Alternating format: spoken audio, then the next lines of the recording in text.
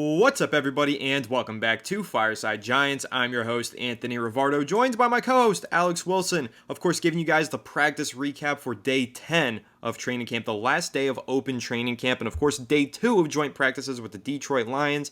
And I have 2 words for you guys, 4 syllables: Malik Nabers. That's it. He's a beast. We all know it, and we're seeing it on full display. Not only could the Giants not defend him, the Giants cornerbacks couldn't defend him all throughout last week's training camp practices, but 2 days with the Detroit Lions, and they couldn't even get a hand on this guy. Well, they did in a little bit of a fight. Malik Nabers was throwing hands with Kirby Joseph and Terrion Arnold. There was a big scrum. That was a lot of fun to see, but it was not as fun to see as Malik Nabers mossing cornerbacks, scoring touchdowns, and catching 15 straight receptions against the Detroit Lions defense. And also, I have to say, if the wide receiver's catching 15 straight passes, all targets being hauled in, probably pretty good throws from the quarterback too, so I will give Daniel Jones credit when it's due. I always do.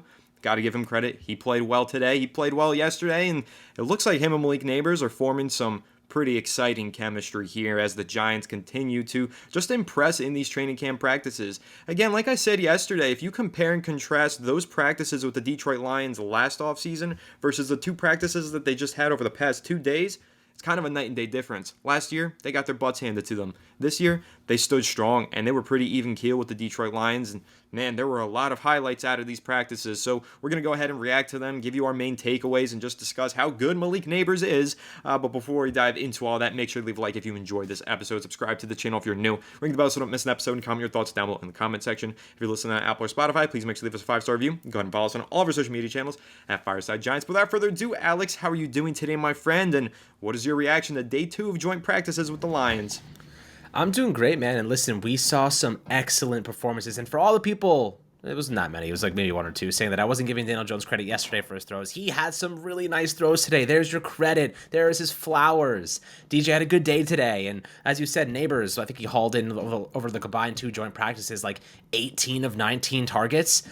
Got to be decent throws for him to catch those balls. And he was making some nice catches. I mean, that catch in the end zone, I mean, the toe tap yesterday, and then today he had a couple of absolute gems, and there was a nice touchdown catch along the left boundary. Beautiful. Need to see it in games. Can't wait to see it in games. It's going to be awesome to watch. There was pressure on Daniel Jones, and that's what we want to see him doing it in scenarios that were a little bit more difficult than just standing in an open pocket with no pass rush. So I like to see that in 7v11s, 7v7s, and 11v11s. But the pass rush today, man, I heard Kayvon Thibodeau had a great day. Brian Burns had an excellent day. He was cooking the Detroit Lions offensive line. And obviously we know they are a very, very good unit. Right tackle, the Giants have a starter, guys. His name is Jermaine Illuminor. I've been saying it for months now. People saying, let's give Evan Neal a chance. Evan Neal isn't even practicing, bro. Evan Neal is sitting on the side with the trainer watching from afar. At this point, I don't even trust him to be a backup. He doesn't even know the system. He doesn't even know the blocking scheme. He's so far away from being an actual contributor on this offensive line. Weeks, if not a couple of months away from being an actual contributor, if he even gets a chance. The next opportunity he gets might be because somebody gets hurt, knock on wood. Jermaine Illuminor has the starting right tackle job paved for him. It's the golden gate, man. He's there. He's at the gate. He's knocking on the door. It's ready to be the starting right tackle for the New York Giants. You want to know what I love about Jermaine Illuminor? He freaking wants to be here. He loves to be a Giant. His personality fits this mold perfectly. He protects his quarterback. He protects his players. But he's also a very solid player. 2 above average seasons with the Las Vegas Raiders, following Carmen Priscillo here. And, you know, I like the fact that they're getting Greg Van Roten some time at center because he already has a lot of chemistry with Priscillo's system, and obviously chemistry alongside Jermaine Illuminor, where they had a really good season together last year in Vegas in 2023. So right now, lots of great takeaways. The Giants brought the intensity, lots of fights. They had to cut practice short today because of how zesty it was getting. But listen, this is what you want from the Giants, right? This is what you want from a team that showed little to no fight last season. They did not look like they cared. They did not look like they put up a fight. They didn't want to compete. This team is ready to go out swinging, man. These guys are going to be battle tested by the time they get to a regular season game because they're going into it thinking, we can man up with everybody. We're not going to be shoved around anymore. And listen, it's just practice. Need to see it in a real game, but it's a perspective thing. It's a personality trait. It's a character. It's pride. The Giants lacked pride last season. This year, it looks like they want to fight for something. It looks like they got some dogs on this team. Malik Nabers is a certified dog. Devin Singletary, dog. The guy showed up when Nabers getting his ass whooped in between like 7 Lions and came in throwing haymakers. I love it. Like, obviously you don't want to be doing that during a game. You need to be a little bit smarter in practice. You don't want those things and emotions to boil over. DBs are going to be trying to get the responses and reactions out of a 21-year-old Malik Nabers because they want to set the Giants back. If they can elicit responses, emotional reactions from Nabers, they're going to be getting 15-yard penalties. They're going to put Giants out of field goal position. It's going to hurt the Giants. Got to have a cool head on your shoulders. It starts in practice. If he's doing it in practice in a real game situation, he's got to stay cool, calm, and collective. So got to work a little bit more on that side of things. But nonetheless, love to see Singletary coming in and having the back of Nabers and his teammates. He's a good dude. I think he's going to be a productive player for this team. Jalen Hyatt's been excellent. Slayton had a couple nice catches. I saw Flott had a little bit of a spotty practice last 2 days, but he had a nice pass breakup. Andrew Phillips has been excellent for the most part. This is a team that looks a lot different. Offensive line stood up and played well. Pass rush was elite. Everything looked good, man. I was really impressed today. Really impressed yesterday. This is where the Giants set the tone. This is a championship caliber Lions team. This is a team looking to win a Super Bowl this year, and the Giants went toe for toe, punch for punch with them in these joint practices. This is not the same as last year. I do think this team is going to be coming out swinging. Teams aren't going to be able to sleep on the Giants anymore. At least that's what I hope. That's what we all hope, and I'm feeling pretty similar. Listen, I don't want to overblow training camp highlights and takeaways, and listen, it is just practice at the end of the day, but what we're seeing from some of these Giants players is enough to get you really excited for the season, even if you don't have high expectations for this team. And I'll be honest, guys, I really don't. I don't think this is a playoff caliber team. I think this is still a rebuilding year, similar to how Joe Shane and Brian Dable described it to be during the Hard Knocks series that we all watched. This feels like a rebuilding year, but this is a rebuilding year in which they have some valuable pieces developing and emerging as long-term foundational building blocks, and that's important, and that makes the season very exciting. So whether you think this team is a playoff team, whether you think this team is going to miss the playoffs by a wide margin, you could be excited to watch because you know Malik Nabers is going to be on the field getting better week in and week out. So is Jalen Hyatt, who was listed number 2 on the Giants' unofficial first depth chart alongside Darius Slayton. Alex, I thought that was really interesting. Yesterday, the first unofficial depth chart, there wasn't a ton to take away, but a few key takeaways for me personally. First one being wide receiver 2, the starting position opposite Malik Nabers. They didn't name one singular starter. It said Jalen Hyatt / Darius Slayton. So to me, that makes it pretty clear this is a battle. This is an open competition between the veteran, 6th-year player in Slayton. 4 of his 5 NFL seasons, he's been the Giants' leading receiver. But his job as the starter is not safe because the Giants clearly like what they have in a young, explosive deep threat here with Jalen Hyatt. So that was one of my main takeaways, and both of those players continuing to make plays at the end of the preseason. Let's see who wins that starting job. That's going to be a lot of fun to pay attention to. Now, another takeaway that I had from the unofficial depth chart, Alex, and I thought this one was really kind of weird and interesting, although I think I know why this was the case. Theo Johnson down all the way in the 4th string. Again, surprising. He's been receiving a lot of reps with the first team. He's been catching a lot of passes. But ultimately, I think that the Giants listed him as tight end 4 just because he was dealing with an injury recently. And again, it's an unofficial depth chart. It doesn't really matter what gets listed on these things. We'll see how he performs in the preseason, and if he continues to play well like he has in these practices, I think Theo Johnson will very quickly rise up to tight end 2, maybe even tight end 1 by the end of the preseason. But Alex, what is your reaction to that? Him being buried down at TE4, and maybe anything else that really caught your eye in the first unofficial depth chart?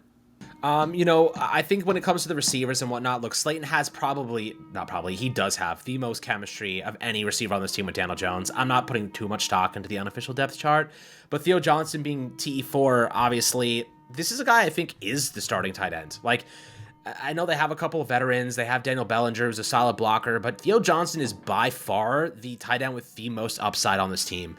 He's got that 4.56 speed at 6'6", 256 pounds. I mean, this is a stupid, like, big dude. And to be at that speed and that athletic profile, you have to give him chances. You got to give him reps. You got to give him experience because you just don't know what the ceiling is for this guy. Brian Dable loves him. I kept hearing that Brian Dable was bringing him up and talking to him and, telling him like, you could be super special. He said, I know that obviously every player says this, but Theo Johnson did say that he thinks he was the steal. Like he was a steal for the Giants in the 4th round. The Giants have been spending 4th round picks on tight ends. They clearly see that round as a really high upside round 4 tight end specifically. So they got 2. Bellinger. I think, listen, if Theo Johnson develops into a quality pass-catching tight end who develops his blocking, the dynamic duo of Johnson and Bellinger could be very, very good for the Giants long-term. Bellinger's got a good security blanket, good underneath route type of guy. He can, attack the seams every now and then, but he's a good blocker. If they want to do some 2 tight end set stuff, like they can make some noise. Johnson's speed, his size, his catch radius. I think, if the Giants aren't already thinking about him being a starter, they should be, because he should be getting 50-50 reps with down Bellinger at the very least, in my opinion. I think his upside is that substantial. And listen, this team is focused on developing young talent, right? Deontay Banks, Cordell Flott, Andrew Phillips, Malik Nabers, Wandale, Jalen Hyatt. Why not throw Theo Johnson into the mix there too? Why shouldn't Theo Johnson be a primary piece in this upcoming season? Because the Giants, if they see him as a long-term piece of, depending on Daniel Jones is here or not, doesn't really matter. It's about Johnson getting those snaps and really getting used to this offensive scheme that is now Brian Dable's, by the way. This is Brian Dable's offense. I know what Brian Dable loves to do? Create explosive route concepts, create explosive route, just strategies and plays in general. This is where a guy like Johnson, who is an explosive athlete, can be a part of an explosive scheme. So I do think that in terms of the tight end position, I want him 50-50 with Bellinger at the very least, in my opinion, if not starting as TE1 on day 1. I think that's best for the Giants long term. I think it's best for Daniel Jones to develop chemistry with a guy like that right off the bat. I agree with you. And listen, I don't want to label any rookie necessarily a steal this early on. It's just training camp, but I see the traits there. Theo Johnson thinks that he could end up being a steal. I see the potential. He's a really talented player. He's got a lot of athleticism. I could totally see the Giants running a lot of 2 tight end sets. Some of the stuff that we've seen out of training camp, Daniel Bellinger maybe not making the impact that they had hoped he would, therefore giving some of those reps to Theo Johnson. So again, was surprised to see him listed as tight end 4. I don't think it means much. I think by the end of the preseason, he'll definitely be moved up that depth chart. But moving over to the defensive side of the ball, Alex, you mentioned Cordell Flott. A little bit of inconsistencies there. I was surprised that Nick McLeod wasn't listed as one of the outside cornerbacks. They had him listed in the slot right now. I think that will change again because it is an unofficial depth chart. But free safety, Dane Belton listed with the ones yesterday, had a really nice pass breakup on a throw from Jared Goff, has looked really good in camp. Tyler Nubin listed on the second string, again, still working back and ramping up from that injury. But on the entire defense, 1 rookie starter was named, and I'll let you talk about this guy, Alex, because I know you're really excited about Drew Phillips. So, of the entire first unofficial depth chart, 2 rookies named starters, Malik Nabers,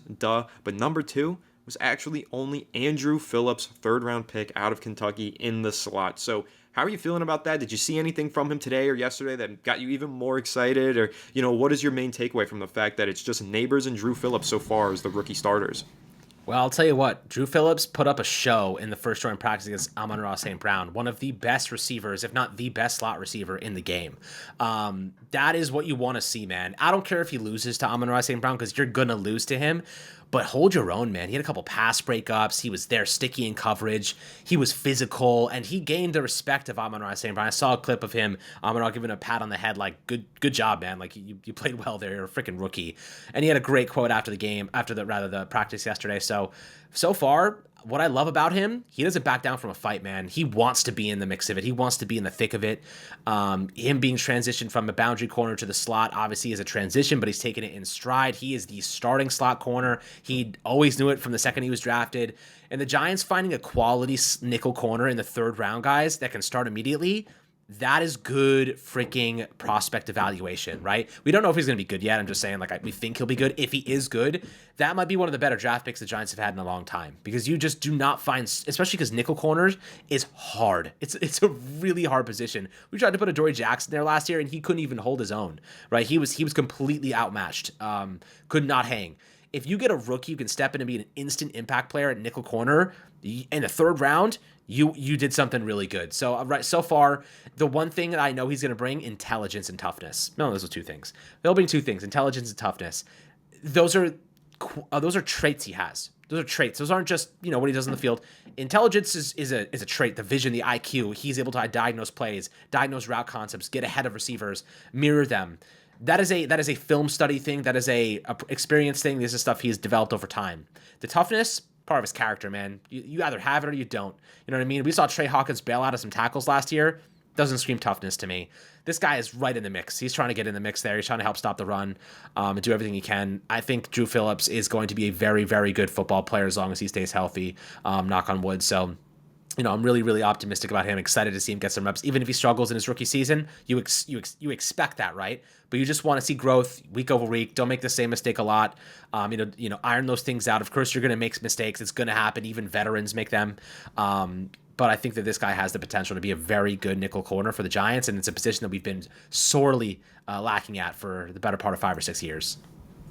Yeah, and again, I just keep thinking back to that moment in Hard Knocks where Joe Shane turns to Shane Bowen and Jerome Henderson and asks them, is this guy a 3-down nickel for you guys? And that's really important to me because not only does it speak volumes to the way that this coaching staff felt about him as a prospect, like they could really rely on him to play a lot of snaps, but also it spoke volumes to the defense that they plan on implementing, which is probably a base nickel defense. So you're going to see 5 defensive backs on the field probably more often than not this season for the Giants, which is kind of a new modernized approach to defense in the NFL. You think back to the old school defenses, you're obviously talking about a lot of 3-4 and 4-3, so you don't have the 5th extra defensive back on the field. But now in this NFL, a lot of teams are running base nickel. The Giants seem to be one of those teams this upcoming season. I think Shane Bowen is going to have Andrew Phillips playing a lot of snaps, probably 800 plus snaps this year, which is a ton for a nickel cornerback. Alex, one other thing that I know we're excited about, you were just talking to me about this before we started recording.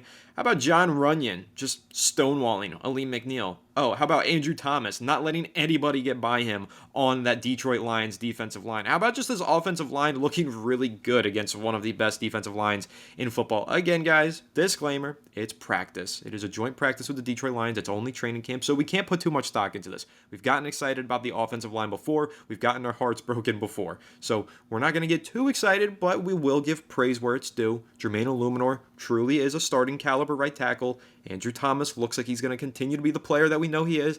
And some of these other new additions, like Greg Van Roten had a couple good reps today that we saw on video. John Runyon had some good reps. Really all along the offensive line, we have to be at least somewhat encouraged by what we're seeing so far. Alex, take it away. Let me know how you're feeling about this offensive line. This offensive line, I'll go position by position. Andrew Thomas looked like Andrew Thomas today, man. Tough, dependable, solid, cemented. This is a guy that's going to be excellent once again for us as long as he can stay healthy. And as I said in the past, mistakes lead to injury. The Giants being competent, the Giants not making mistakes and playing disciplined football will help them stay healthy. So I do think that is an important variable to consider in this equation.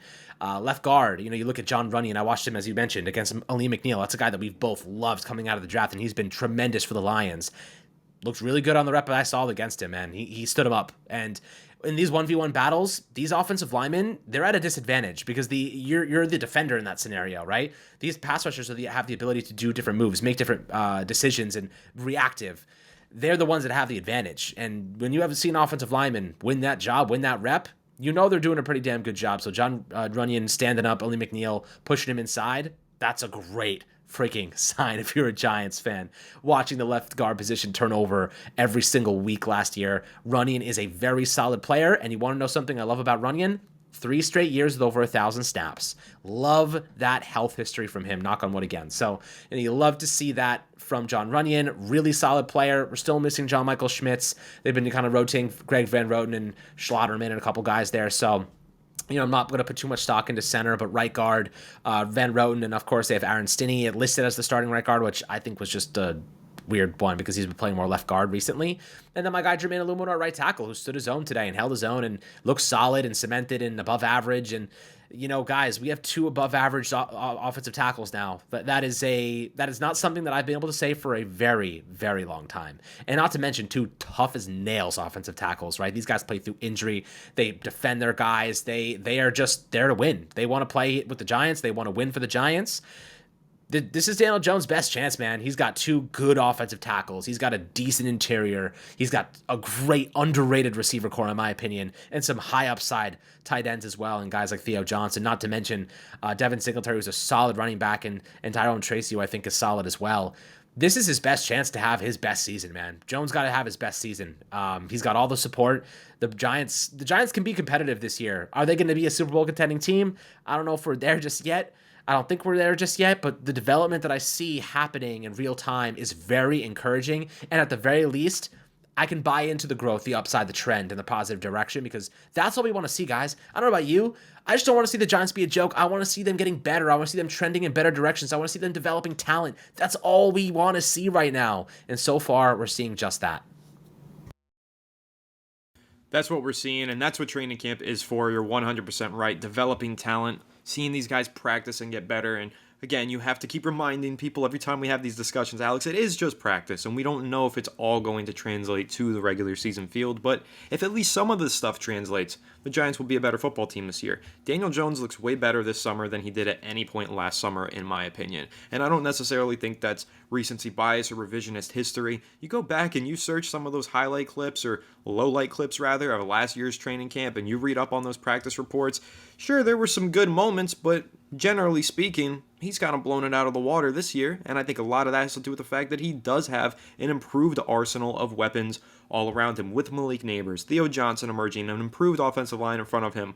All of it just makes it seem like this Giants offense that was historically bad last year should have no problem at least being better than they were in the last season. So I don't know how great it's going to be. I don't know what the ceiling's going to be. Of course, we have to wait until the regular season and get the answers to that. But right now, there are reasons to be excited about this Giants team. And again, we are only 2 days away from the first preseason game. I'm excited. It's going to be a lot of fun. Of course, we're going to be recapping it. We're going to be live streaming tomorrow night. I'll be live on the channel previewing the preseason game. And after the preseason game wraps, we'll give you guys our takeaways on everything from the way that Daniel Jones looks if he plays, from the way that Andrew Phillips looks if he plays, from the way that Tommy DeVito looks when he does inevitably play in that game. We're going to give you all the takeaways and reactions, because the preseason is where these position battles and everything really start to get ironed out. But Alex, any final takeaways or notes, storylines that you want to kind of dive into before we wrap this up from the second joint practice with the Lions?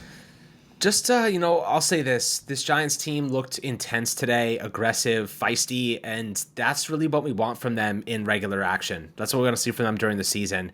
No, not backing down, aggressiveness, celebrating, command the tone of the game. You know what I mean? The NFL, I think the best way to put football is it's a momentum game. Similar to basketball in ways. You can command the tone of the game. You can change the momentum of a game. And we've seen the Chiefs are masters at changing the momentum of a game and keeping it. The question is, can the Giants get the momentum and then maintain it and keep it and make the stops they need to make?